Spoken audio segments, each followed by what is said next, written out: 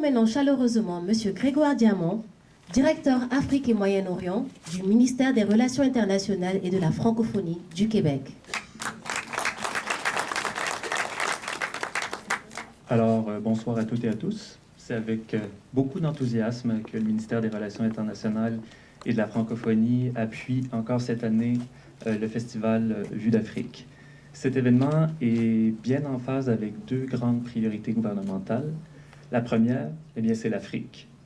Vous savez, on parle beaucoup en ce moment de diversification des marchés et pour le Québec, l'Afrique est un partenaire naturel.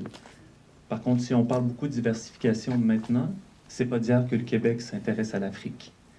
On est, et de loin, la province canadienne la plus active sur le continent africain.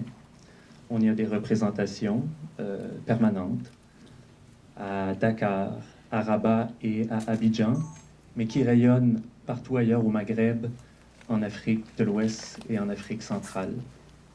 Il faut le souligner.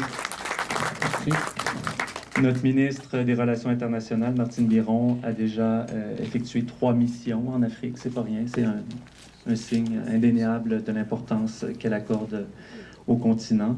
Et vous savez, l'ambition de la stratégie québécoise pour l'Afrique lancée en 2021, c'était de construire des passerelles entre le Québec et le continent africain. Et c'est exactement ce que fait Vue d'Afrique. Par ailleurs, une autre grande priorité gouvernementale, c'est la découvrabilité des contenus culturels francophones à l'ère du numérique. On a beau avoir les artistes les plus talentueux, si on ne peut pas les trouver, ben, on n'est pas très avancé.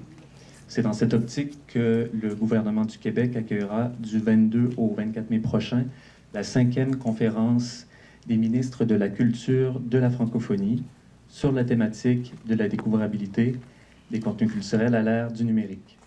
Déjà, une quinzaine de pays africains ont confirmé leur participation, ce qui est pas mal.